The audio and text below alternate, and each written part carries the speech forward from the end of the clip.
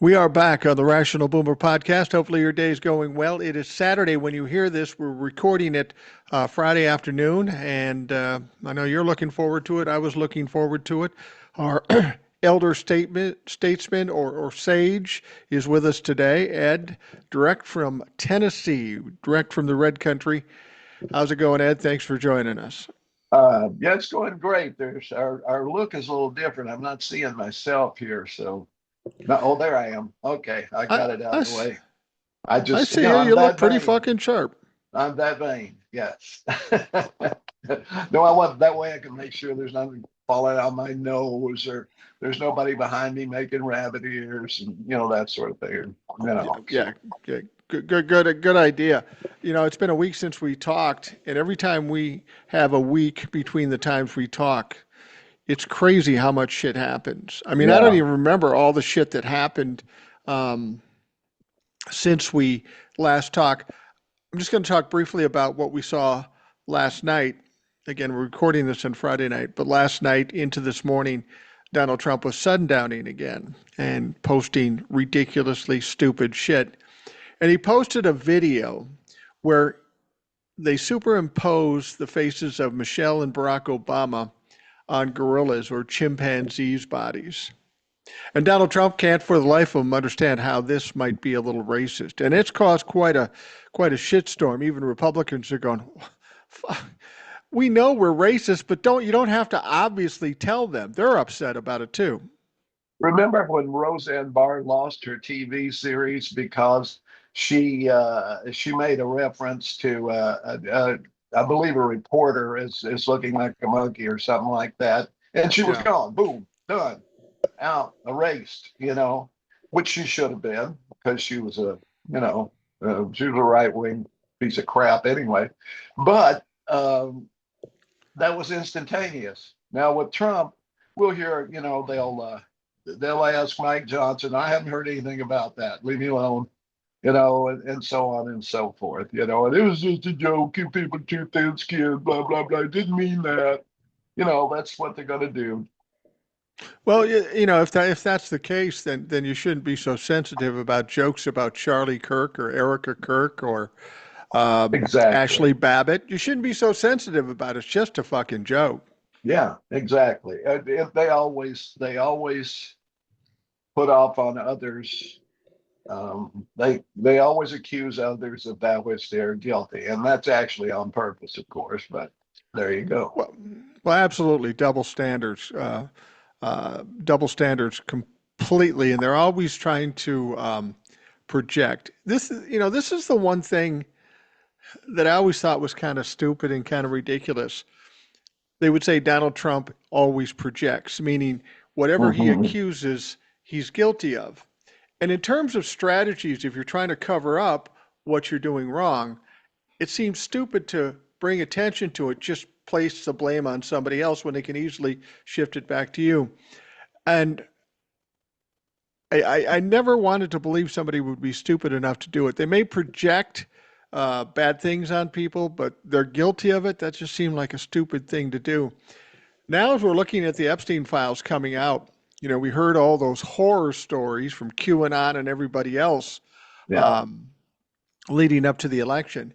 And now that we see it and we're seeing the emails and the documents, fuck.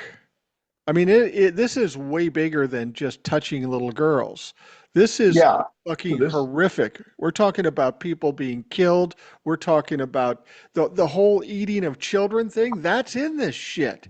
They yeah, got it from someplace, yeah. from their own fucking behavior. I've often wondered about that because, as you say, right before his first election, all this crap was coming out.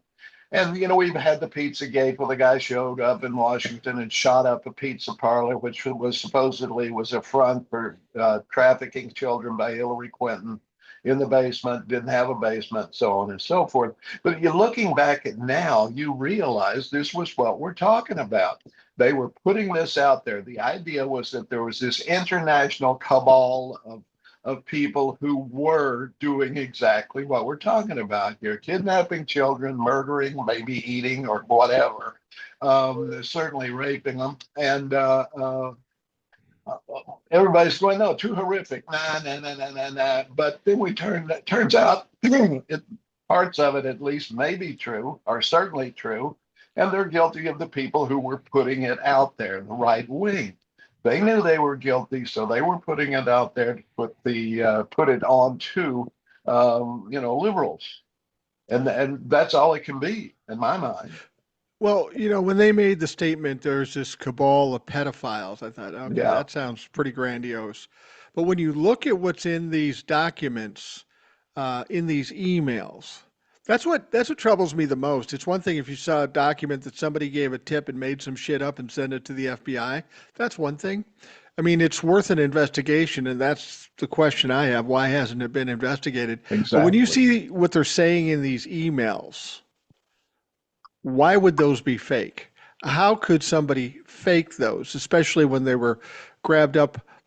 What we're talking about in these documents and in these emails is, in fact, kind of a cabal. It's kind of Yes. a network of doing this and doing horrific things to children, but it's also a business to a certain extent, and Yeah. there's money. This is fucking huge and fucking horrible. Well, I put up, a month ago, I put up on TikTok, Jeffrey Epstein and Donald Trump weren't friends; they were business partners, and that's exactly it. Look at Trump. He owned pageants for little girls, and Right. he had contact with them, and he was able to basically, we don't know how recruit how many of them. He and Jeffrey broke up because Jeffrey was stealing his little girls from his health club at Mar-a-Lago. All of this fits together. When you start assembling the puzzle pieces, you start to see it happen. We hear, and so many people, huge international figures, by these emails, Gutnick, Elon Musk, Bill Gates, and the list goes on. Many more in England. People are having to step down in other countries when they're exposed. Not here. Well, yeah, that's the interesting thing. Donald Trump and the Republicans say, "Oh, that doesn't mean anything. That's all a lie. That's all a hoax." But there are people all around this situation. There's a lawyer from a huge law firm. There's bankers. There's people in entertainment that are getting fired or being shunned because they're in these files. We saw what happened in England with Prince Andrew. We saw them pushing him away way before this stuff came out. So that leads me to believe that. Uh, England and other countries already have this information. They know what's coming out. They've just been laying low until such time that they see it's imminent that this shit is coming out. It's pretty. Donald Trump would try to dismiss this, but this is having a huge effect not only on people who are being exposed for it, but people's opinions of it. People are seeing it for what it is now. And as much as Donald Trump says, I'm totally absolved on this stuff, I mean, it's just either delusional or gaslighting. I don't know which one it is. Uh, but these these files are having an effect on the momentum of, you know, the Republican Party going downhill here. They're being affected by this dramatically. Yeah, I don't know if you were a Superman fan as a kid and bought the comics, but if you did, you'd be familiar. And if you watch Seinfeld, you'd be familiar with the Tomb Bizarro world. And that's Right. that's a feature of Superman comics. This scientist tried to duplicate Superman, and he came up with this creature who was the exact opposite of Superman, did everything exactly the opposite. He was kind of comical, and they expanded it to where there was a whole world of bizarros who did everything backwards. So with Trump, he's always been in bizarro world. Anything he says is a lie. Literally, It anything is. he says is a lie. I've been exonerated. No, you haven't. You're mentioned 38,000 times. That's not exoneration. We have specifics. We have emails between Ghislaine Maxwell and Jeffrey Maxwell. Um, uh, Ghislaine or Jeffrey, or Ghislaine is telling Jeffrey Trump is mid-flight. He's on his way to the island. And Jeffrey says, make sure you get enough diapers because we ran out last time and he shat all over everything. So, I mean, this rings true to me. Well, and they also said we're going to meet up with the Trump boys, suggesting Yeah. Donald Trump, Trump Jr., and Eric Trump. Yeah, I mean Donald Trump is all over this, and I think did you notice when Caitlin Collins asked him questions about it, he kind of He got attacked her. nervous and he attacked her, which is typical of a narcissist. And Yeah. the way he attacked her, he couldn't think of anything, so he says, "Do you ever smile?" In the 10 years I've been here, I've never seen you smile. Well, what the fuck does that have to do with raping kids and the answers that you have to make for what's being shown in these files? He is truly flailing now. He can't even come up with a good diversion. Well, see, that is a classic abuser, Yeah. whatever you want to call it, meme. I mean, why don't you'd do much better if you just smiled more. You're really pretty, but you should smile more. Every woman who's ever worked in an office has gotten that from a salesman or a sales manager or some sort of middle management or maybe even the boss. I guarantee you that. So this is just something that that's part of his makeup, and that he's basically been so involved with over the years that he doesn't see anything wrong with it. Yeah. When he said that to her, it reminded me of something in my own life when my granddaughter was 3 years old, and she stood there looking at me and she goes, "Grandpa, why are you so angry?" I go, "Honey, I'm not angry." She goes, "You look angry." I go, "Oh, honey, that's just my face. That's just how I look." And she went over to my son, her dad, and says, "Grandpa's not angry. He just always looks that way. That's just his face." And maybe that's just Caitlin Collins' face. She is kind of a serious woman. She's an attractive woman. And I don't know how to take her. When she did the town hall with Donald Trump, I was kind of disgusted with her. But she seems like she's trying to come back more and press the issues more, something that journalists should have done 10 years ago, and we wouldn't be going through this shit. But I think the press is feeling more comfortable pushing back because they sense Donald Trump is on the way down. I hope so, because I've been frankly disgusted with the Fourth Estate ever since Trump entered the arena back in, Yeah. before 2016, and that is this idea that they will ask a question, he won't answer it, and they'll move on to the next reporter who will ask another question he won't answer. They should, as a group, if a question is asked and he refuses to answer it or he attacks the reporter, the next reporter he calls on should reiterate that question. And another, and another, and another. Eventually, one of two things will happen. He'll either cancel the thing and walk out, or he'll finally try to answer the question. You got to train these mothers. You really do. Well, I think that's a strategy that the journalist should attempt to do. Unfortunately, we don't have many journalists, so I don't know that they will. But question, every journalist that asks a question, the first thing should be about the Epstein files because he hasn't Yeah. answered sufficiently about the Epstein files, and that people will ask over and over, and he'll get mad and divert. You suggested that maybe he'll finally answer the question. I can tell you, with narcissists, never will answer the question, never will admit he's wrong, never step back. They'll always double down, but you'll drive this motherfucker crazy, and that will help to diminish Donald Trump as any kind of authority or any kind of power. You've got to keep pushing them in the corner because ultimately what they do is they just crumble and die or they run like little pussies. That's the two options they have. Yeah, and that's the idea. You either expose them or they flee, and that exposes them as well. So you win. Part of the problem, of course, is half the press corps is totally illegitimate podcasters and people from Newsmax and that kind of crap, and Fox News and so forth, who are there to flatter him and ask diversionary questions and so forth. So, but still, the real journalist should, at some point, get a pair like she did, because she kept trying to ask the question again. And I give her credit for that.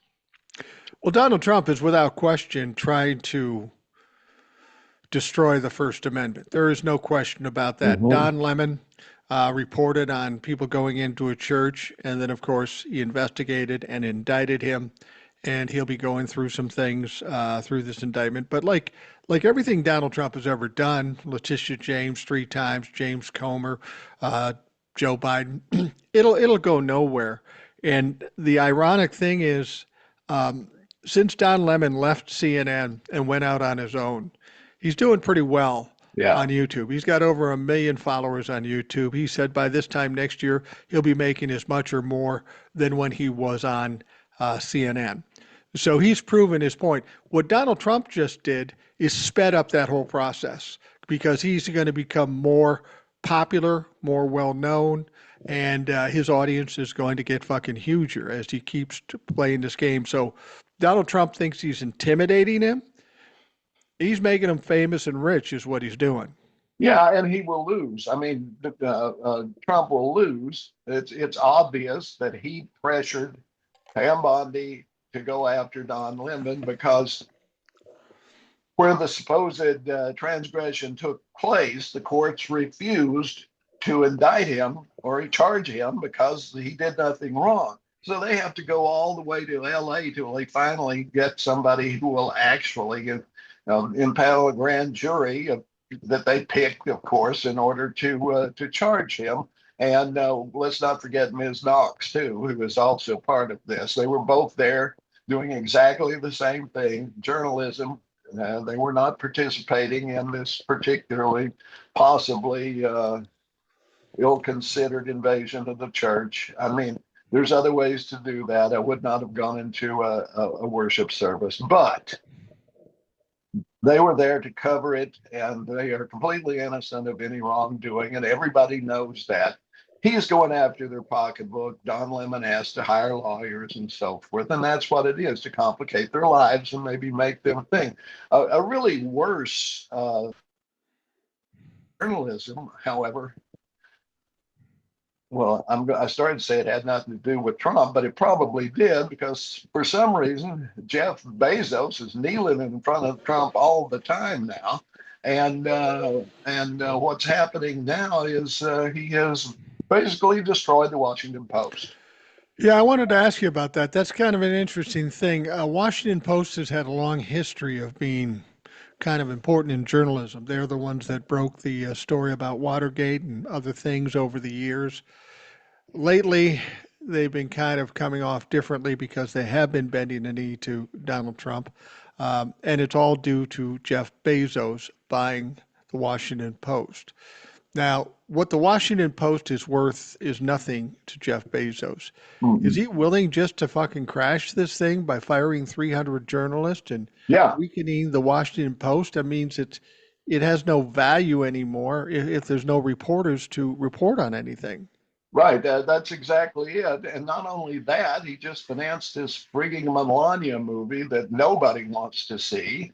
Number one, we all know it's a pack of lies. We know that she's deeply implicated in the Epstein files, real good friends with Ghislaine Maxwell and so forth, and probably was trafficked herself. So by Maxwell to Trump. Well, it's interesting. Michael Wolff, who is a writer, who I don't know that I'm very fond of. I think he has his own issues going to Epstein Island himself and his ties to Donald Trump. But he's really known how to play this thing. Melania Trump made some claims about, well, Wolff made some claims about Melania about knowing Jeffrey Epstein before. In fact, Jeffrey Epstein introducing her to Donald Trump. And I'm guessing that's probably right. She was a young Eastern European model, and she comes to this country. I don't think Donald Trump went over to Eastern Europe and picked her out. She had to be met someplace. And just by virtue of what Jeffrey Epstein is now, they want to deny that. So she claims she's going to sue Michael Wolff for $1 billion. Well, Michael Wolff was smart enough to understand that in New York, there is a law against, crazy lawsuits or punitive lawsuits that don't have any merit. So he sued her in reverse. And the problem with that is when he sued her and they go to court, now they have to bring discovery. Yes. There's going to be a lot of evidence put forth. And now Melania doesn't doesn't want to do that. So I don't know how that's going to play out. But then Donald Trump says he's going to sue Michael Wolff over something. He won't. No, he won't. Donald Trump continues to say he's going to sue people. And even if he starts to sue people, the whole point of suing isn't to win and get money, believe it or not. It's a bullying tactic. It's Yeah. I'm going to sue you and you need to back down and quit talking. You need to back down and quit talking. And when you don't do that, then they have to follow through and then they fucking lose. And apparently Donald Trump doesn't matter how stupid he looks when he goes through these things, as is proved with Letitia James. Well, Trump never learns. I mean, this was his modus operandi as a quote businessman. He would Yeah. hire people to do things like, an example, he wanted pianos for his hotel. So he hired this company to provide the pianos. They did, and then he refused to pay them. They went bankrupt, and they couldn't afford to sue him because he would keep them in court for 20 years. So Right. he did that. We know he did that with all kinds of workmen and all kinds of contractors over the years. So he learned to do that. Tie them up in court until they run out of money. With this, though, he's so scared of discovery that he won't sue the people who are out there calling him a pedophile every day. And don't you feel the tide has turned a little bit in people's opinions? I mean, I think there are Republicans there's Republicans that are friends of Donald Trump that are getting fired, that are getting shamed. But I think the people, uh, maybe not the base, because they'll never change, but there's people on the Republican side saying, okay, here's the red line. This is where I cut it off. I can't be a party to this. I'm getting that sense, and it angers me because there's so many other red lines before this that you should have done that it's taken this and this long to get there. Absolutely. There's been a lot of cowardice Oh, of people in places there should have been, like Merrick Garland, either cowardice or something. I don't know what his problem was, why he failed to bring indictments when he should have, why he failed to do. I mean, Donald Trump should be in prison right now, and it could have been easily done if Merrick Garland had just put Jack Smith in immediately. It would be over with. He would be serving sentences for stealing documents, which I heard, and I can't corroborate this, but I believe it, that there is on the black market right now, there's copies of intelligence that Donald Trump gave to the Saudi Arabia that is now being oh, marketed for millions of dollars on the dark web and so forth. that would not be surprising at all. I think that was the whole fucking point, to make money. Yes. We know right now that everything Donald Trump does is to make money, whether he's talking to Saudi Arabia. Anytime he walks into a country and says, you cut us a deal with my son, or we're going to put tariffs on you, it's all a huge grift. And it's all pretty obvious to even Republicans. But like you say, there's so much cowardice that they refuse to push back. And they're going to come to regret it because it's going to come all raining down on them. Good example of pushing too hard and then getting exactly what you asked for and regretting it. They've been pushing to get Bill Clinton and Hillary Clinton to testify in front of the Oversight Committee. Of course, they didn't want to do it in public. Mhm. And Bill Clinton and Hillary do want to do it in public. What seems ironic, I think they believe that they'd say no, no, no, and they could say, see, they're guilty because they won't talk to us. But then Bill Clinton and Hillary Clinton says, yeah, we'll talk to you. We want it filmed and we want it transcribed, but we'll come talk to you, even behind closed doors. Um, and I think that's a huge fucking mistake for the Republicans. Yes. And I think they know that because when you look at the Republicans on the Oversight Committee, we're not looking at a bright crowd of people. Hillary and Bill, what we can say about them, they are incredibly smart. They've been through this dog and pony show before, and they can be a bit ruthless. So this is going to go badly for the Republicans and Donald Trump. Yeah, I still think and this may be because they're probably smarter than me. This may work out very well for them. I still think that they should have just said, we will appear the week after Jim Jordan and Biggs and the others that were subpoenaed and refused. Once they show up, we'll come right in behind them. But then they say we're going to charge you with contempt of Congress, which may or may not work. But the other problem they have in bringing in Clinton, both the Clintons, is they set a bad precedence. And I think Mhm. Jamie Raskin said something about this. Okay, you set the precedence where you can bring in a former president and his family, former Secretary of State and her family. You've set that precedence. So once we get power in the House and the Senate, or even just the House, we have every right and expectation to subpoena Donald Trump, Donald Trump Jr., Eric Trump, Jared Kushner, Ivanka Trump, and I hope that the Democrats follow through with that. I mean, that's the one thing that's always been weird to me about Republicans. They do all this crazy shit.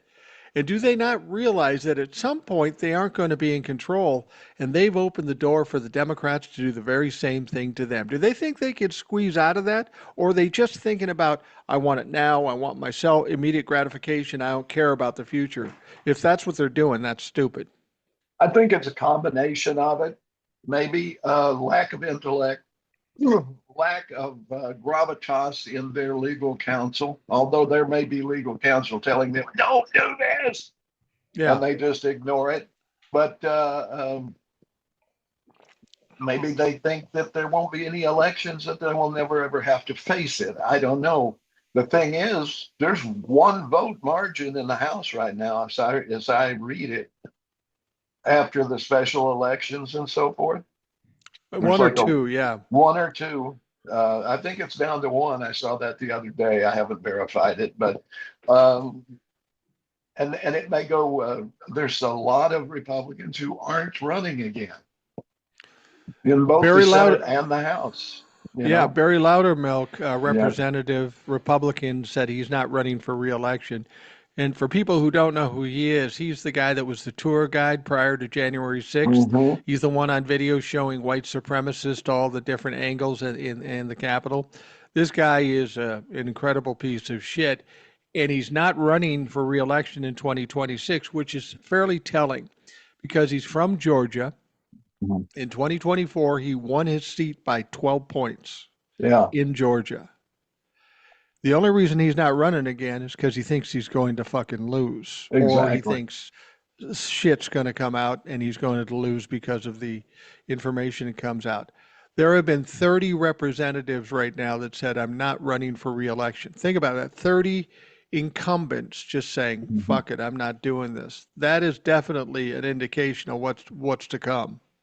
Yeah, and then you have like Marjorie Taylor Greene out there saying, MAGA's a fraud. I was duped. I Yeah. mean, I'm never going to like her because of what she did, but she might win me over if she keeps talking. You know, Liz Cheney did. So I still disagree with Liz Cheney on every vote she ever took, but at least she had the guts to go against Trump. And now Marjorie Taylor Greene, Republican women may be the turning top point. We don't know. But Well, that's the yeah, interesting thing about Republican women. They're coming out saying, "Oh, the men don't treat us well. They don't treat us right. fairly." What the fuck did you expect? Did you not read Project 2025? Exactly. They don't want you there. They never did. They didn't want you to have the vote. Good Lord, women. What's the matter with you? Learn a little history. Republican women, I should say. I know plenty of women who know a lot about history, my wife and probably yours too. But yeah, and ethnic minorities that had aligned with Trump. I noticed there was a big Cuban guy down in Florida who was all in for Trump in the last election, just deported. FAFO. Yeah, I talked to Will, who is Hispanic, and Hmm. yesterday on the podcast I had a gentleman by the name of Epi, and he's living in Nogales, Mexico right now. But he lived most of his life in the U.S., various parts of the country. He is Hispanic. He's living in Nogales right now because it's cheaper for him to live. His wife passed away. He's got limited funds, so he can afford to live better in Mexico than he can the United States. But he had an interesting perspective. And I asked both of them, I said, what is it about the Hispanic community or the Latinos, Latinas? What is it about their support for Donald Trump? I don't understand that. I mean, he was talking very specifically about Um, deporting brown people, yet they jump on board and they go, yeah, let's do that. Is it about, I got mine, so let's not let anybody else in, or what is it? Beats me, but I know this. Looks like to me, a large portion of the um, agents in Minnesota are Hispanic. The ICE agents, Well, that's a good point. the guys who murdered Preddy, both of them, and they weren't new either. They weren't new recruits. Both of them had been in 8 to 10 years. That's a Yeah, or long more. time in like ICE, and I've seen many others. You know, the man who they took him and his daughter, and Elvis is his name. Um, he said a guy speaking perfect Spanish was telling him to call his wife, and they would give the daughter to her. So they're loaded up with these Hispanic people in ICE, which is not a surprise. I did a play several years ago at the Minnesota Jewish Community, Minnesota Jewish Theater, which is now called Four Points Theater. But it was the case against Saul Schumann, it was called. And the guy who played the lead in it is the guy who played Herb Tarlick's brother on WKRP a couple of times. Oh, But wow. it was about a Jewish collaborator in the camps who was found out, and the political permutations and family things all around that. So there were Jewish people who enabled the Holocaust. So I guess we shouldn't be surprised that there are Hispanic people who are empowering this Holocaust, which is what it is. Yeah, it basically is a Holocaust in a different way. Maybe not to the extent of what the Holocaust was We with don't 6 know million. yet. We don't know yet what's going on in those offshore prisons. Are they prisons or are they disposal plants? Well, that's a What's good going on point. in Alligator Alcatraz? 1,200 people missing from there. What happened to all those kids that were separated from their parents in Trump's first administration and never found? What happened to those kids? I Well, wonder. yeah, and Donald Trump kept talking about getting rid of the criminals, the worst of the worst. And then we see him pick up this dad and his 5-year-old son. And this 5-year-old son kind of captured the attention of the nation. He was there with his little bunny hat, 5 years old. They bring him off to a detention camp, and he's not doing well there as far as his health. They finally get him out of there, thankfully. And for me, I would have thought the Republicans would have wanted to get that kid out of there as quickly as possible because if something happened to that kid in that detention camp, for as much publicity as he's gotten, this fucking country might burn because of that. Well, they get him out finally. And because Republicans always have to double down and triple down, they've appealed that decision. They've Yeah. appealed that decision to have a 5-year-old child in a detention camp when you tell us you only want the worst of the worst. So it's such the opposite of what they're saying, but they can't admit they're wrong. Well, I mean, the worst of the worst was just to sell it. The idea has always been from Stephen Miller to get rid of everybody. And we're not just, they started with the Hispanics. It's like the old poem. First, they came for the communists, and they came for the trade unionists and so forth. Everybody's aware of that poem, I think. And Right. of course, here they started with immigrants, but they will eventually get around to naturalized citizens, and and so forth. That's the idea. It's right now the web pages of ICE and Border Patrol and all of that is loaded up with white supremacist stuff, white supremacist song lyrics, white supremacist memes, and so forth. It's nothing. It's all through there. and Nazi stuff. One of ours, all of yours, straight out of Hitler, you know?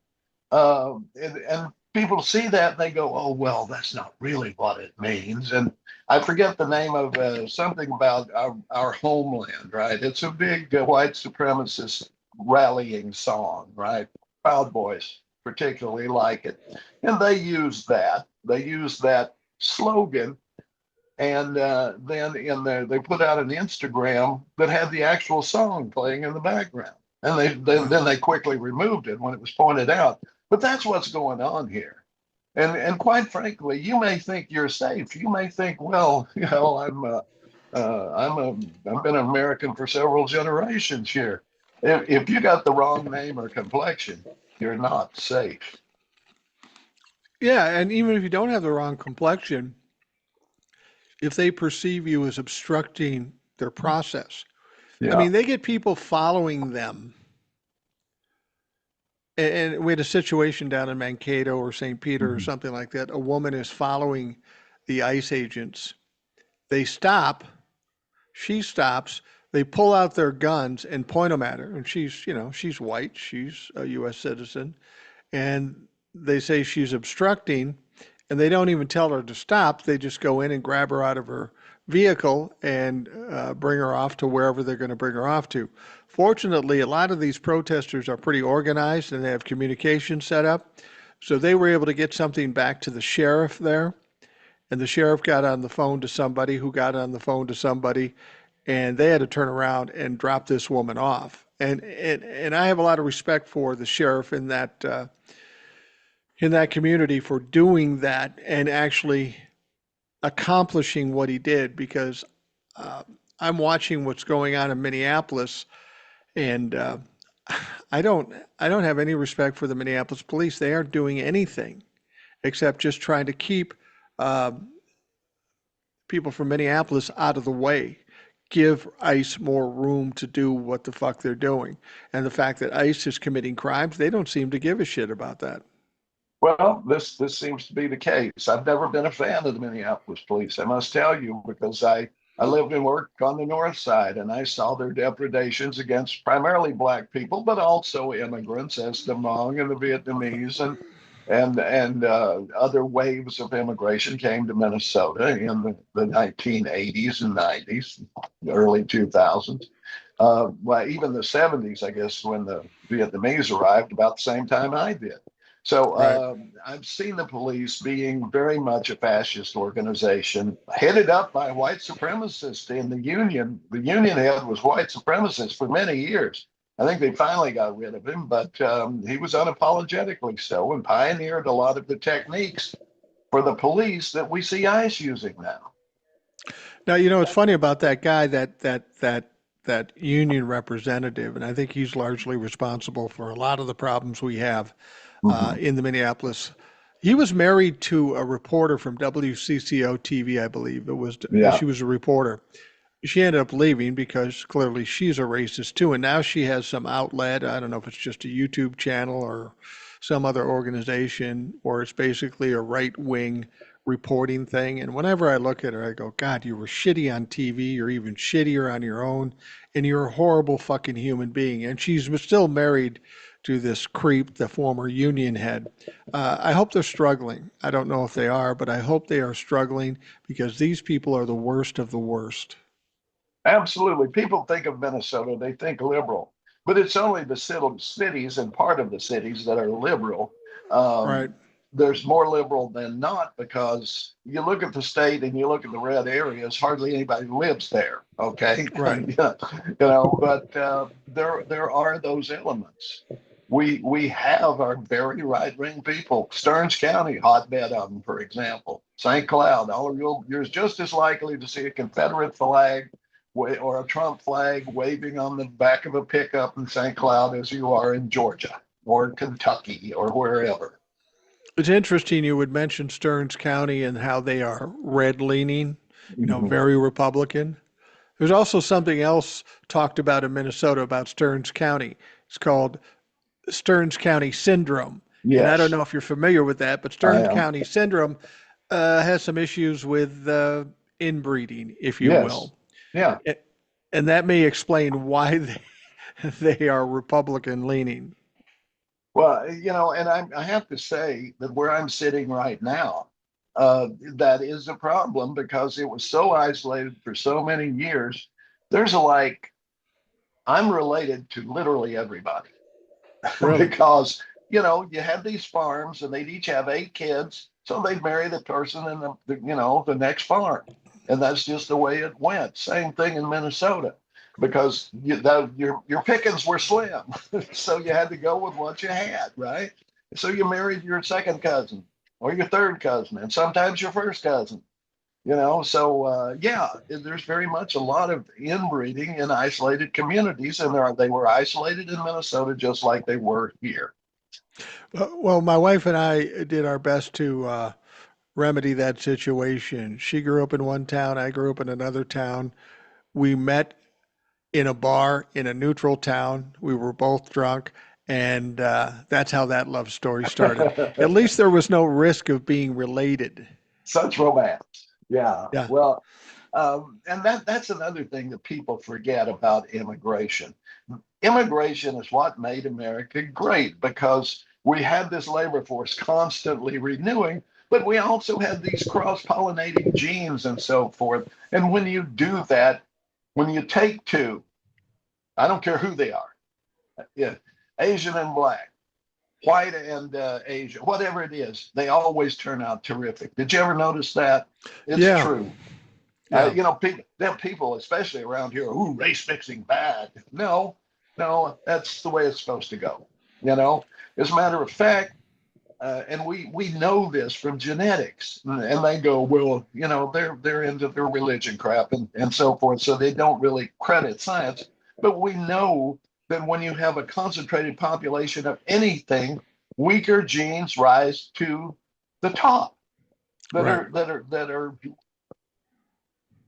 if you bring in, for want of a better word, new blood and so forth, it diversifies, and you Well, get and I think, you you get a much stronger genetic base than if it is all one kind, just together all the time. that people are realizing the need for immigration and immigrants in this country because people are finally starting to feel the pinch of not being able to hire employees or having to close places down because there's not enough people to work, not enough people to pick crops. As much as these people have said, well, they're taking our jobs, seems like the white folks aren't taking those jobs. They're just becoming Exactly. empty. I mean, I heard a story, and I don't know if this is about immigration or not, but somebody was trying to get their car fixed with some of the dealers, and they're short like 150,000 technicians. What the fuck is up with that? I didn't know about the technicians. I do know about the parts. I've talked to the. I've just been going in for all oil change because my car is pretty new, 2 years old. So I go into oil change. I wouldn't have to because I don't drive that much, but I have an electric. I mean, I have a hybrid vehicle, but so I go in. Number one, I've got free oil changes for 2 years, so I got some of those left.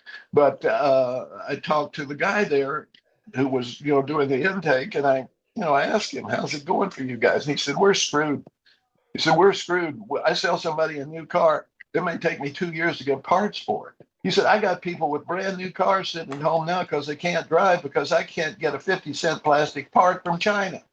Yeah. I mean, he was really frustrated.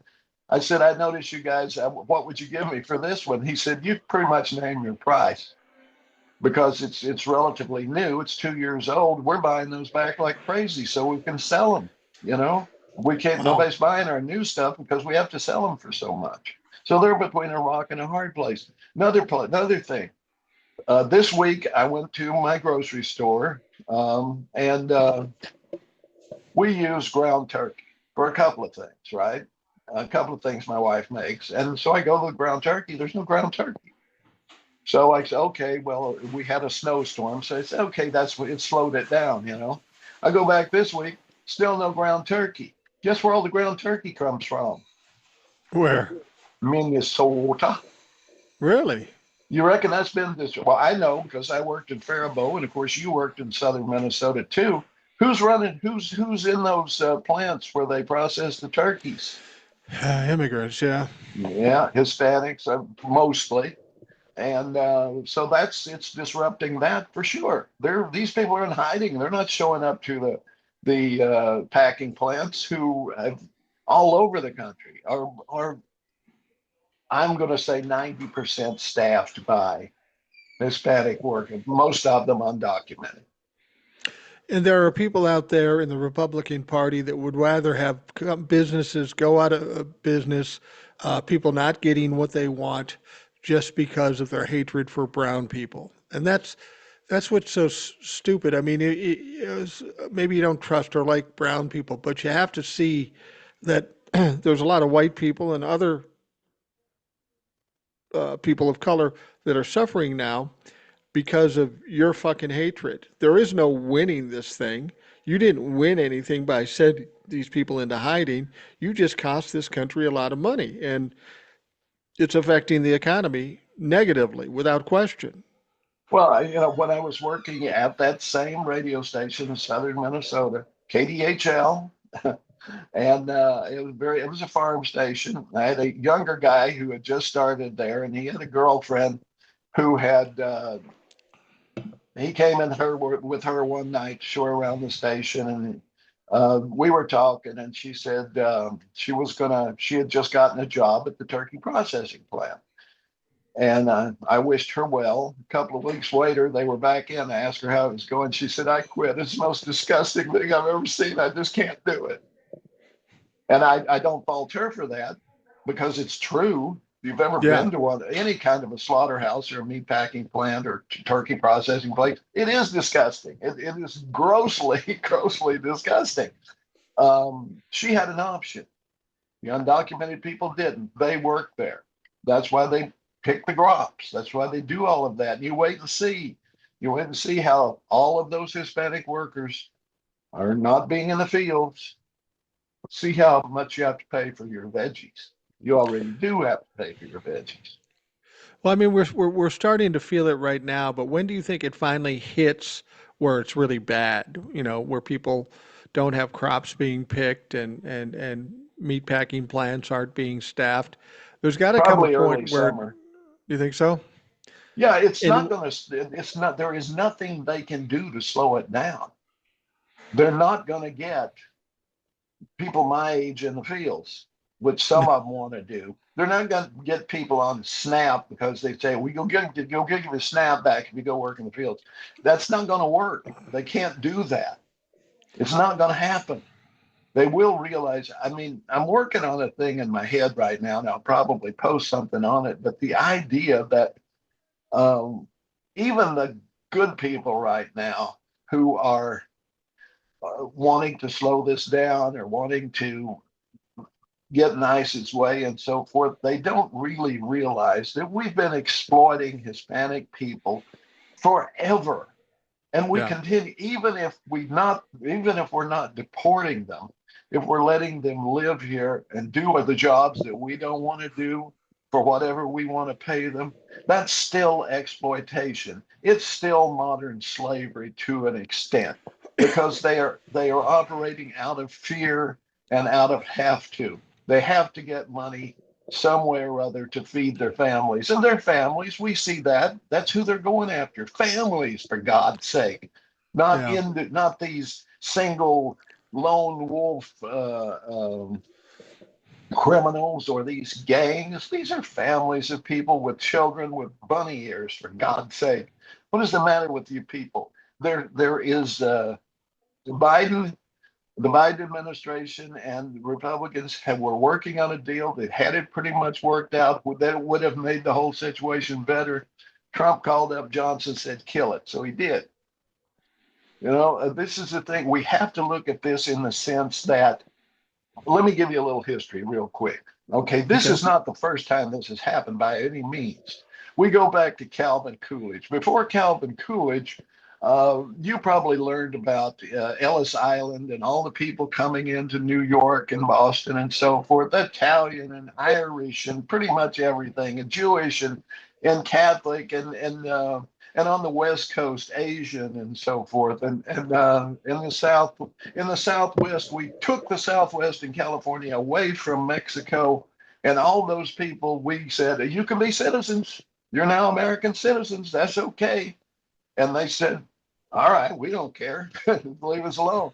And so now we're Americans. But then the shysters come in, and before you know it, their land is gone, and they're working in the fields for whatever they want to pay them and so forth. So we started exploiting them right then. We just kind of enslaved a whole group of people in the Southwest and in Texas and so forth. And in the Northeast, if you go back and look at what they were saying about the Irish and the Italians, they had a derogatory name for every one of them, just like they did for black people in the South and so forth. I'm not going to say them, but you'd recognize them for sure. Yeah. And I'll use Pollock because that's one of the ones. When I was a kid, we had Pollock jokes. None of us knew what a Pollock was. Right. The proper term, of course, is Pole. But even Tennessee Williams pointed that out in A Streetcar Named Desire, where he has the central character say, I'm not a Pollock, I'm a Pole. You know, this is Stanley Walski. Right. So, but anyway, we had this going, and you were probably taught, maybe you were, I was, we call the United States the melting pot. People come in from everywhere and they come together and form one people. That was kind of the idea. Then along comes Calvin Coolidge, Republican, 1925, I think was the year. He says, we got to stop this. We're getting too many immigrants. So they started putting quotas on. And then mostly they eliminated everything from Asia because they already had the Chinese in working on the railroads, and that was pretty much over with. So they didn't want any more of those. So they started limiting immigration. And at that point, basically everybody born after that was an American citizen. And certainly that included black people. All right. Of course. You know, they were citizens, even though they were slaves up until the mid 1800s. We're talking 1925. That's when this anti-immigrant idea started really kicking in. And they were deporting people like Emma Goldman, a famous Jewish writer and politician, was sent back to Israel, even though she'd never lived there. You know, among others, they were deporting people left and right. During the 1930s, in the Depression, FDR, one of my heroes, they were doing the same thing Trump is doing right now. They were loading them on buses because they didn't have planes that they could, at that point, and dropping them off across the border, and they didn't care where, right? And the guy running this had been convicted as a teenager of murdering a Latino man. Did you know that one? No, I did not. Heard that. 1950s. Operation, I hesitate to say this, but I have to because that's what it was called, Operation Wetback under Eisenhower, doing exactly the same thing Trump is doing now.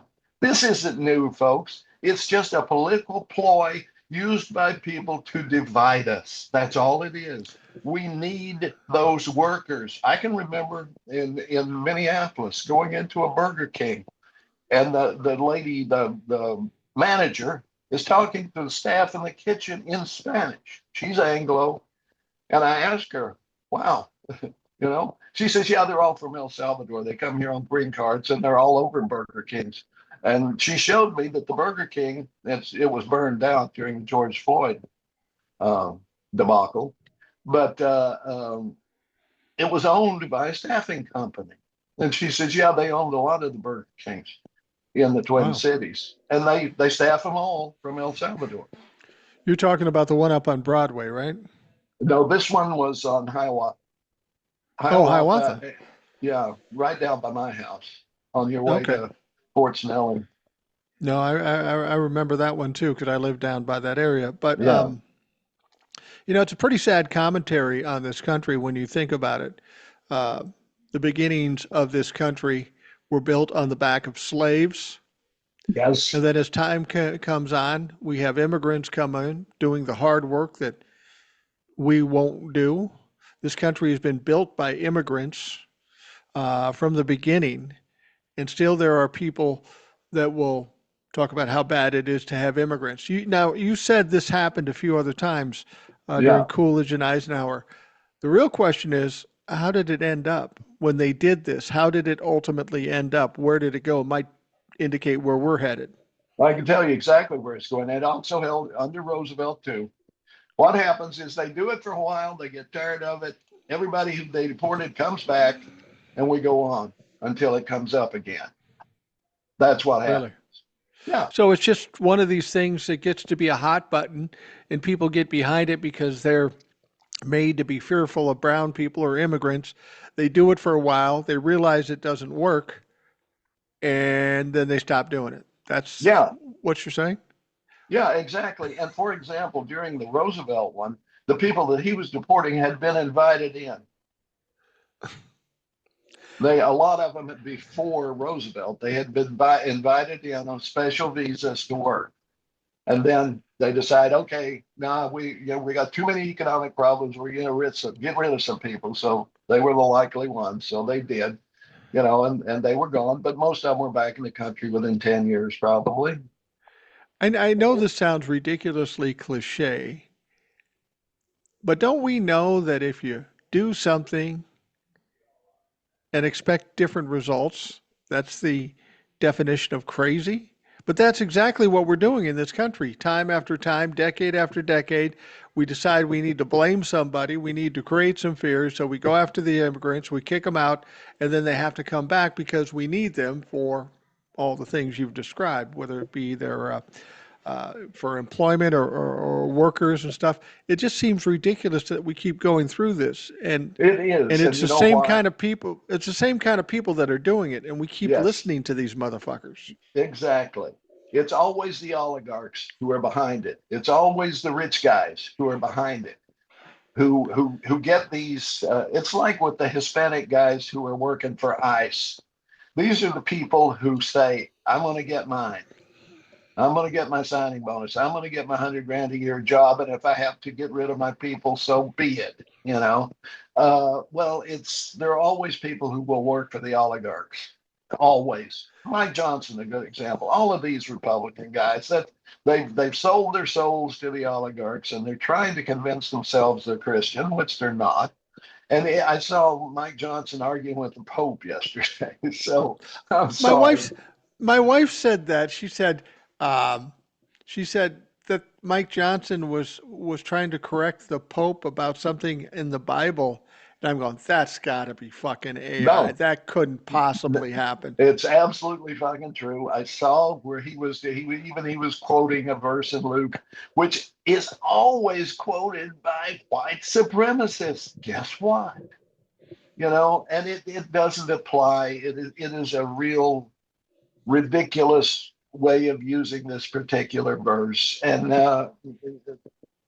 he tries to say, and he tries to elaborate and add stuff to it too, which of course doesn't work because he's a moron. Um, but yeah, that's very much true. He was trying to correct the Pope because the Pope was saying you're supposed to welcome the foreigner. It's that simple. It's right there. Jesus said it, you know, and that means it's Christian. And you Well, keep what? going back. You're not a Jew, Mike Johnson. So get your ass out of the Old Testament because that's the Jewish covenant. It's got nothing to do with you. And so he goes and he looks to cherry pick this verse in Luke about something, but I forget which one it is. And yesterday at the prayer breakfast, we have Trump finally saying, "I've never read the Bible, never read it. No, not me." He Well, admitted it. now remember, for his first campaign in his first term, Mhm. he was asked, "What are your favorite Bible verses?" Says a Well, I guy don't who's like claiming to that. be religious. I have so many, and it's kind of personal. Yeah, fuck Yeah, you. You never read the Bible. He said that yesterday. That's right. yeah. And what does that change the attitude of these Nah. evangelicals that have been sucked into his bullshit for so long? Well, how many of them will hear it? They're Yeah. watching Newsmax and Fox who won't report it. But jumping back just a minute about the why we keep doing it. over and over. Number Yeah. one, we don't teach real history. What we teach our children is that we're the good guys. Everything we ever did was great. And if there's something wrong, it's somebody else's fault. That's what we're taught in school. That's what I was taught in school. And I'm pretty damn sure that's what you were taught in school as Yeah. well. Yeah. And probably most kids still are taught in school because nobody wants to hear, nobody wants the teachers telling them, well, we really fucked that up, you know? And we were the bad guys there. We invaded this, we did that. We sent our gunboats to South America and toppled regimes and so forth, just like we're doing now. We don't teach that history. So yeah, we keep repeating the same stuff because we don't learn from it. We wave our flag, we're great, and we don't look at ourselves. And self-improvement means that you're constantly assessing what you do right and what you do wrong. That's the only way you improve. Now, if you've flown across the country a lot, I assume. Yeah. If you fly from where I am in Tennessee or where you are in Minnesota, California, if you look down, what do you mostly see? Open land. Open land, empty countryside. We could accommodate 1 billion people if we wanted to, if we did it right. And there's work for those people who could really push this country. You want to blaze, you want to set the economy on fire and really see everything jump. Get some more immigrants in here. Well, that's the thing I don't understand about oligarchs. They're smart because they have money. They must be successful.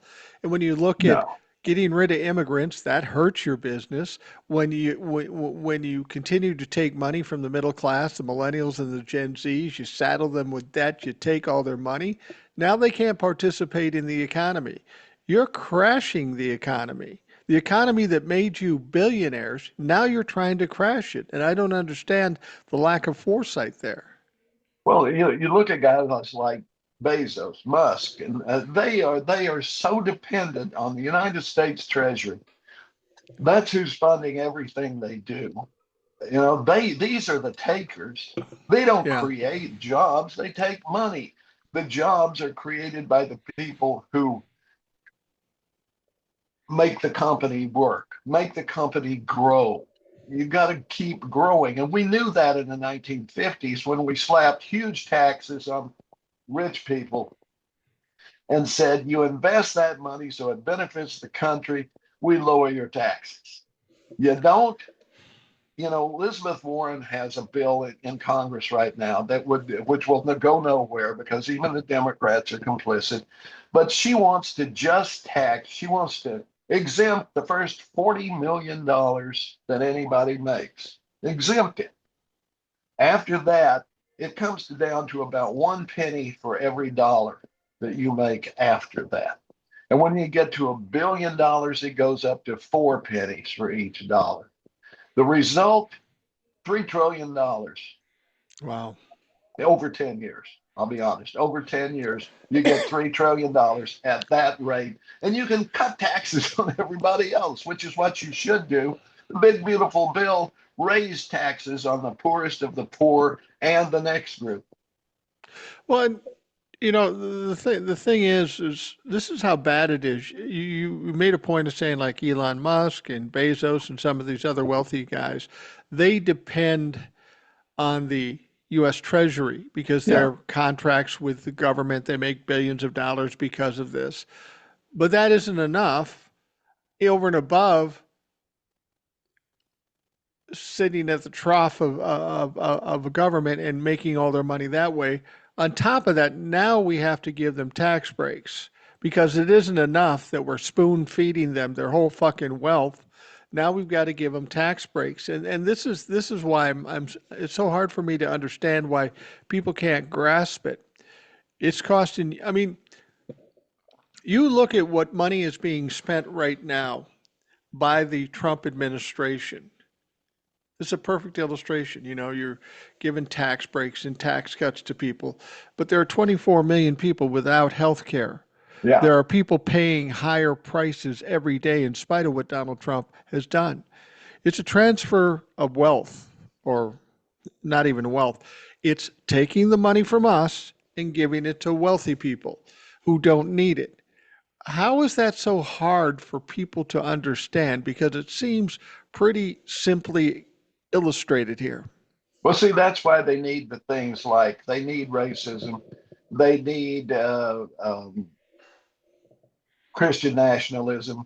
They need the dividing factors that will take a guy who's working in a factory 80 hours a week, 60 hours a week, and they tell him, well, we're going to cut taxes.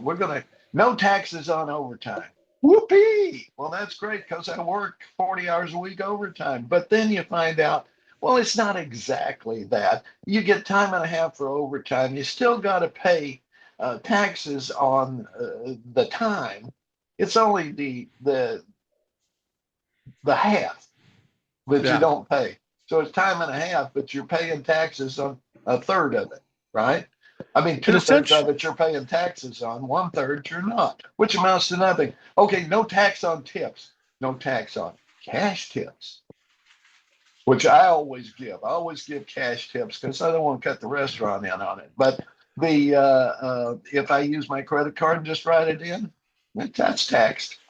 see, that's my wife and I were just talking with a waitress about this, and it sounded weird to me. And maybe people in the wait staff world are being misled. We always give cash tips, you know. And I was talking to this waitress. She's just a young girl. I mean, who knows what she's been told? She says, "Well, we have no tax on tips, so it doesn't matter whether you pay with a credit card or give us cash." She's And I looked at misinformed. I looked at my wife. I said, "That doesn't sound right. That's not right. It wasn't that kind of deal." And I said, "Besides that, if it's going through the owner's hands, you know something's going to come off of it. It's just It does. inevitable." So the real law is this: if you pay in cash, there's no taxes. But if All you right. pay with a credit card and put the tip on the credit card, there is taxes. Yes. Okay, well, I trust you far more than a 18-year-old waitress in some small town, so I appreciate you clarifying that. Well, and not only that, okay, but I think you have to itemize. And Oh, really? nobody, show me a waitress who itemizes. They don't make enough. They take the standard deduction mostly. So it's a moot point anyway. Well, and the overtime thing, it's not that they stopped taking taxes out, it's a write-off, right? Yeah. Well, at the end of the year, once again, I'm pretty sure I'm right on this, and you can correct me if I'm wrong. I understand you have to itemize in order to show that. And once again, and I don't know about this no taxes on Social Security he keeps talking about. I haven't heard diddly about that. Yeah, I mean, I know some states exempt a portion of Social Security, right, right. but I Um, don't know about the federal government. I wanted to I wanted to talk about something that I think is very, very important that's not getting the coverage it should get. I think it may be something that could take down the Trump administration faster than the Epstein files. We heard the story that there's a whistleblower report or claim against Tulsi Gabbard. Yeah, Tulsi Gabbard is the head of national intelligence. This whistleblower report apparently is so damning that Tulsi Gabbard, her lawyers, maybe the Republicans, have locked it away into a vault for yeah. nobody to see. Typical of Donald Trump. Let's just hide it and hope it goes away. Well, it didn't go away, and people found out about it. And now the Gang of Eight is supposed to look at it today or yesterday or Mm, whatever. Um, they were supposed to give it over to Congress, and they kept it from Congress. So that's telling you something there. yeah. Um, my I'm question is, against the Gang of Eight, by the way. why That's again? not Why the against? Constitution. That's not the Constitution. I want everything out in the open. I don't Yeah, want eight guys deciding if something is cool or not. It's easy to buy eight guys. true, true. And presumably it's four Democrats and four Republicans, right? Yeah, yeah, But they are but who leaders knows? Yeah. like Schumer and Hakeem Jeffries, who we don't trust anyway. So Mhm. I trust Hakeem more than I trust Schumer, but And I trust all of them more than the other one. Um, um, Uh, the House guy, I can't think. I mean the anyway, it doesn't matter. Go on with your point. The Tulsi well, Gabbard thing, which is, by the way, is a job with a title without a job. right. But the reason I ask you this is because you worked intelligence in the Yeah. military in different times, of course. When you hear something come out about it that sounds this horrible, what does your mind first go to? I mean, what could something like that be? Beats me. I don't know. The maybe she's funneling intelligence to Russia. She's a big fan of Putin. Well, and Hillary Clinton announced that she was a Russian asset. We also know that Ukraine was concerned that America was funneling information back to Russia, so they did a fake intelligence report and they found out it did go back to Russia, so there's some problems here. I'm wondering if there's so much concern about this if it might not involve Donald Trump too. Oh, I'm sure it does. As a matter of fact, I'm sure Donald Trump is a Russian asset and has been since before he ever decided to run. They were using him mostly to, Putin and others were using him to launder the money they were stealing from the Russian people Right. through his properties and so forth, invest them and clean up the money and give it back, kind of thing.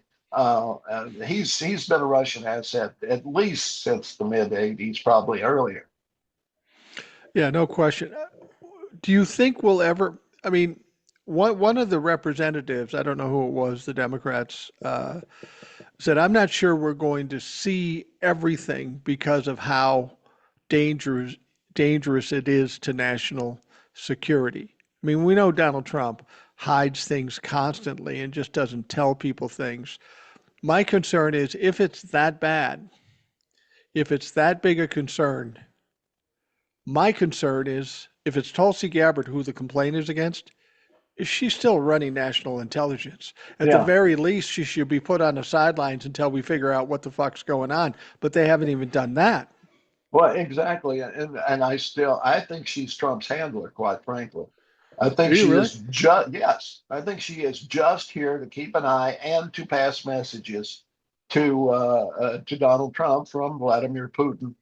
And I do think that that is her total function. And that's why she's kind of, they gave her this job, they gave her this title. Because I know this from working in intelligence, they are very jealous of their territory. Okay. CIA, NSA, NSC, these guys are FBI. They're rigid in not crossing borders with each other. The FBI may know something that they keep from the CIA or the NSC, and vice versa, because Yeah. this is their territory, and they don't want the others involved with it. And this is absolutely true. What do you So think? What do you think about Tulsi Gabbard showing up in Fulton County, Georgia, at the election headquarters when Donald Trump was going in there and looting all the ballots from 2020? She had no business there. That's not no, under her purview. What do you no, think was going on there? Was she just a line directly to Donald Trump so he could be on top of it? yeah, I think so, because he quote trusts her because he knows who she is. He Right. knows that she is working for Putin, so she's not working for anybody else in this country, right? She's not going to betray him because they want him in power as much as possible. And he can't make up his mind. First off, he says she's doing a great job and he sent her there. And then he says he didn't know she was there. Take your pick. Well, that's exactly that was the interesting thing I was going to come to. He was asked about Tulsi Gabbard was asked, "Why are you here?" And she said, She "Donald said, Trump sent me sent here." me. Then Donald Trump was asked, and she goes, I don't know why she's there. Pam Bondi sent her there. So he threw Pam Bondi under the fucking bus. And this is typical of Donald Trump. If he feels like something's going south, he just puts it on somebody else. This was a directive by Donald Trump. She talked to Donald Trump on the phone.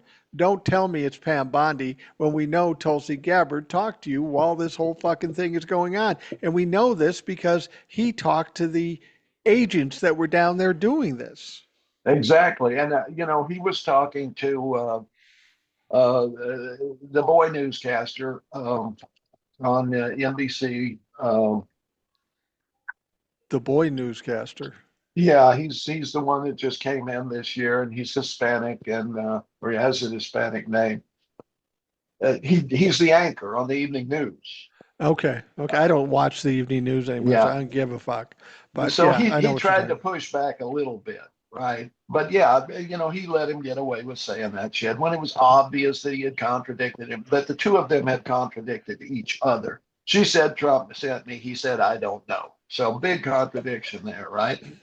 Um, Well, and my biggest concern is I question whether we have any national security at all because of what happened with Pete Hegseth and the Signal Gate we thing don't. We don't. and These how are people. we how are we What not in deep trouble right now if we have we no are. national security and Russian assets working against us? We are.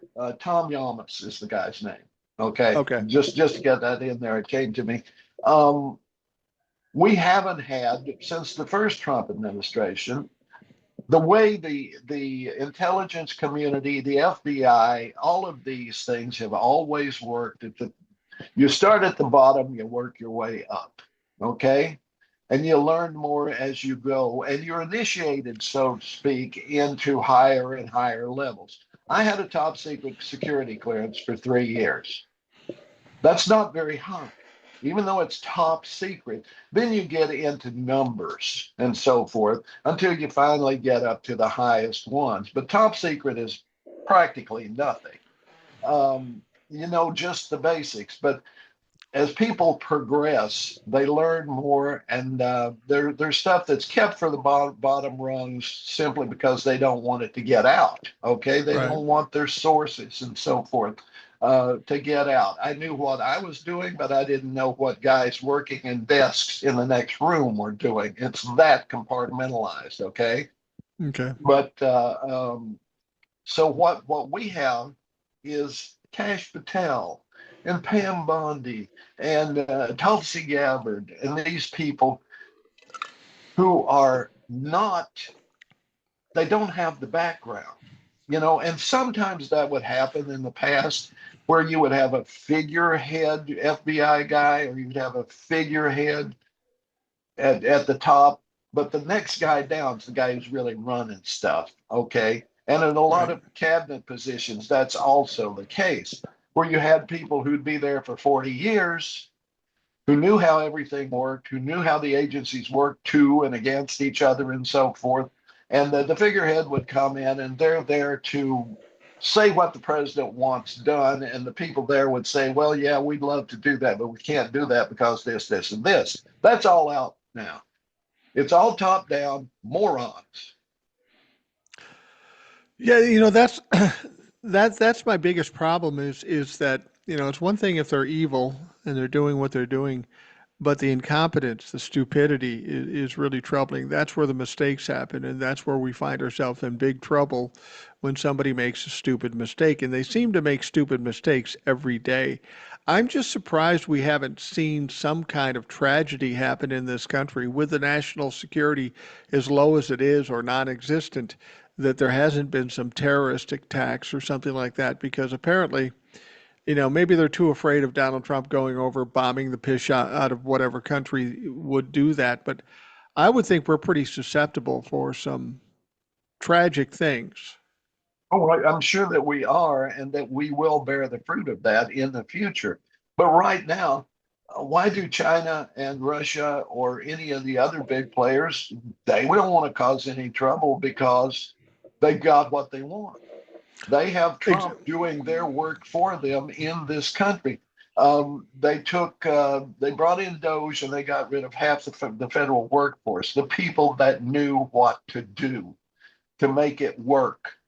And that's all gone. So the government is totally embroiled in moronic stupidity, wasting money. Doge wasted more money than they saved. They really saved nothing. It cost a lot. And now we find out they stole deliberately Social Security and voter rolls. And somebody needs to go to prison, Elon Musk and every one of those Doge assholes. Do we see that happen? Does it get into the courts and do people end up accountable? I mean, I know probably not during Trump's reign and Pam Bondi's reign, but do we ultimately see that where people are held accountable for the crimes committed against this country? Go back to Watergate. How many people involved with Watergate went to prison? A shitload, 200 Right. and some. Go back to Reagan. 300 and some, I think it was, out of his administration wound up in prison, some pretty high up, some not so much. I mean, that was with, his whole, there were a lot of people that didn't go to prison who should have, like Reagan, but all of the, shenanigans with the death squads in South America, funded by money from Iran, and because we sold them parts for the planes and so forth under the table, and all of that crap that Reagan did. A lot of people went to prison for those. Most of Nixon's intimates went to prison. Mitchell, Haldeman, Ehrlichman. Um, who's the one that Trump finally pardoned? He was connected to the vice president. I forget his name, but yeah, Well, a lot Michael of people. Flynn. Well, Michael. Well, that was Trump, of course. Right. Yeah. Well, yeah, there were a lot of people, and his campaign manager went to prison, but he was pardoned, and Trump just pardons everybody. And of course, Nixon couldn't because he resigned, and Reagan was a vegetable. So, a lot of people didn't get pardoned that normally probably would have under Trump. Yeah. I talk to a lot of people on this show, and a few of them will say, uh, the reckoning's coming. And I agree, the reckoning's coming, not only in terms of the courts, but I think the reckoning's coming in the midterms in the vote. The Republicans are going to get decimated by this. But there are people always talking about, with all that's going on as far as the crimes against people of this country, crimes against the Constitution, international crimes. People keep talking about the possibility of tribunals after this is all said and done. Is that a reasonable thing to think could happen, or some variation of that? Well, with Watergate, of course, we had responsible Republicans like Howard Baker Right. that stood up, were part of the commission that put people in jail and so forth. I don't know that we would have that this time unless you could get a Liz Cheney in there or somebody, or dare I say it, a Marjorie Taylor Greene. But Yeah. of course, they are no longer in government, so Right. probably not. But it could happen. But and I do think maybe the Epstein thing is the thing that will ultimately bring it down. Maybe the Tulsi Gabbard thing will bring it down once the Gang of Eight sees what's in there and they have the guts and the balls to stand up and do something about it. This is the other thing. They are so embroiled and so locked into the campaign funding fiasco that we have now that maybe they feel like they can't. I don't know. Or maybe they were involved with Epstein's Island. We don't know. We've only seen the tip of the iceberg so far, for goodness sakes. I've been thinking about the Epstein files, and they released the 3 million files, and they held back 3 million files. And what we've seen in these files is pretty horrific. I Yeah. can only imagine that the other 3 million files are even fucking worse. Yeah. You'd have to think that. And I'm sure there are people going, do we really want to let people know that things were this bad? That so many of the people, I mean, I can remember when Alan Dershowitz was a hero. This was a Yeah. guy who put together a team to go in and examine the cases of people who were put in prison on error and rescuing them after years. That was where he first became famous. And then, of course, he was involved with the uh, the football player who killed his wife. O.J. Simpson, yeah. Yeah, and all of that kind of thing, and lost his way, I guess, or maybe he was always an asshole. But you're seeing these names show up that hadn't before, and then we hear Bill Gates, who I thought, okay, Bill's a pretty nice guy. He's got a lot of charity work going on, and we find he flies to Epstein Island, gets an STD, gives it to his wife, and tries to give her medicine on the sly. This is reported. I don't know it's true. It makes sense because she divorced him pretty damn quick. Well, and what we know is true is she's been interviewed lately, and she Mm-hmm. hasn't come out and said anything specific, but she obviously has a lot of disdain, and she's not forgiving Bill Gates, and No. she told him in no uncertain terms that the Epstein thing was part of the reason why she divorced him. So Bill can make all kinds of claims that he wants, but it seems pretty obvious that he was deep into this.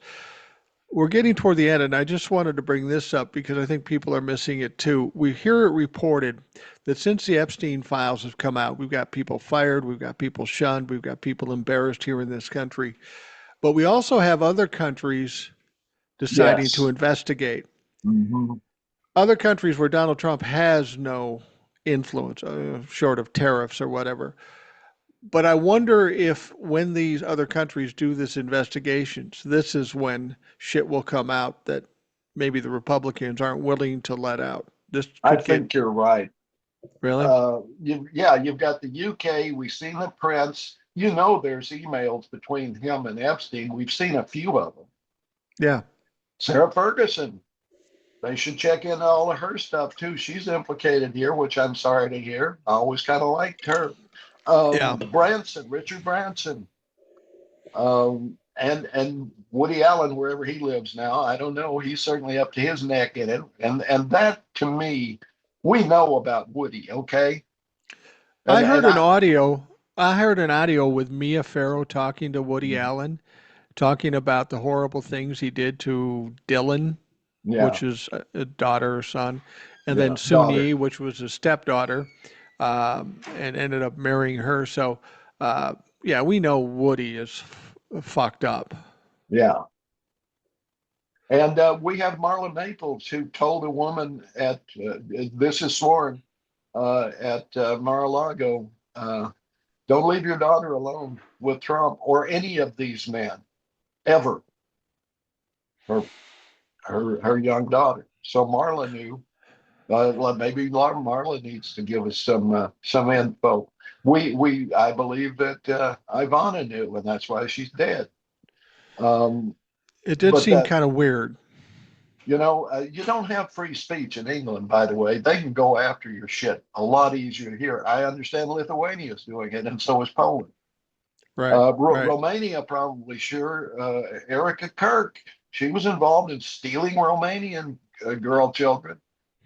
We That's know the that. implication. That's the Yeah. implication. I don't know that she was ever officially accused about it or certainly Well, they threw prosecuted her over it. out.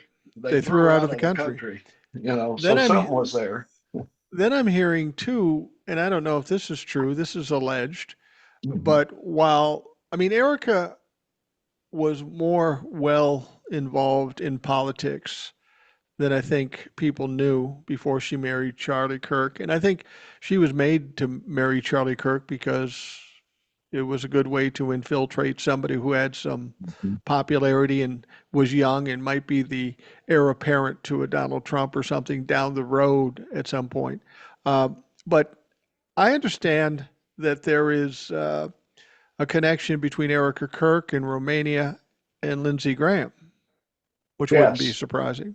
yes, that's another one that's going down. Ha- Lindsay, have you seen Lindsey lately being interviewed? He looks I like saw he's him drunk drunk. on I saw him drunk on TV the other night. Yeah, I mean he was drugged or drunk. Take your pick. I assume probably drunk.